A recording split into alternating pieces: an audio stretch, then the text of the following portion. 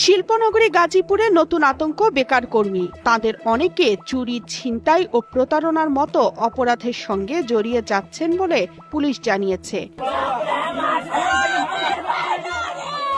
গত ৬ মাসে শুধু গাজীপুর মেট্রোপলিটন এলাকা থেকে ১,৬০০ ছিনতাইকারী গ্রেপ্তার করা হয়েছে। তার মধ্যে ৮ শতাধিক হচ্ছে বন্ধ হয়ে যাওয়া গার্মেন্টস ও অন্যান্য কারখানার বেকার শ্রমিক। খোঁজ নিয়ে জানা গেছে, গত বছরের ৫ আগস্ট গণ অভ্যুত্থানের পর থেকে ২৯ জুলাই পর্যন্ত এক বছরে গাজীপুরে ৭২টি কলকারখানা বন্ধ হয়েছে। শুধুমাত্র গত ৬ মাসেই বন্ধ হয়েছে ২৯টি।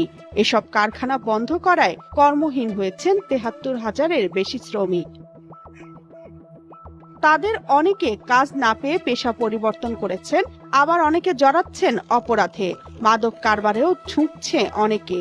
মাদকাসক্ত টোকাই গ্রুপকে নিজেদের স্বার্থে ব্যবহার করছেন অনেক রাজনীতিবিদ। এদের ৫০০ টাকা দিয়েই এলাকায় গ্যাঞ্জাম লাগানো যায়। গাজীপুর শিল্প এলাকা হওয়ায় এখানে দেশের বিভিন্ন অঞ্চল থেকে আসা লোক সংখ্যা বেশি। ভাসমান জনসংখ্যা ও ঘনবসতিও অপরাধ বাড়ার পেছনে ভূমিকা রাখছে। সেই তথ্যের সত্যতাও পাওয়া গেছে।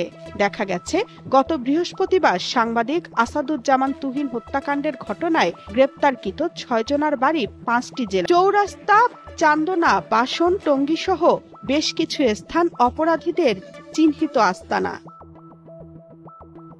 একটি পরিসংখ্যানে দেখা গেছে, চলতি বছরের প্রথম ৭ মাসে গাজীপুর জেলা ও মহানগরে ১০৩টি হত্যাকাণ্ড সংঘটিত হয়েছে।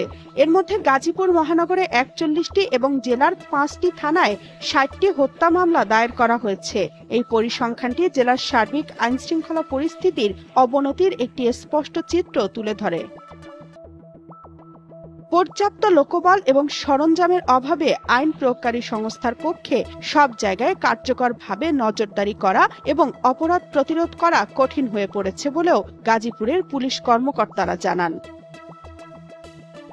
বিশেষজ্ঞদের মতে, অপরাধ কমাতে হলে বেকারদের আয়ের সুযোগ তৈরি করতে হবে। তা না হলে অপরাধ দিন দিন আরও বাড়বে।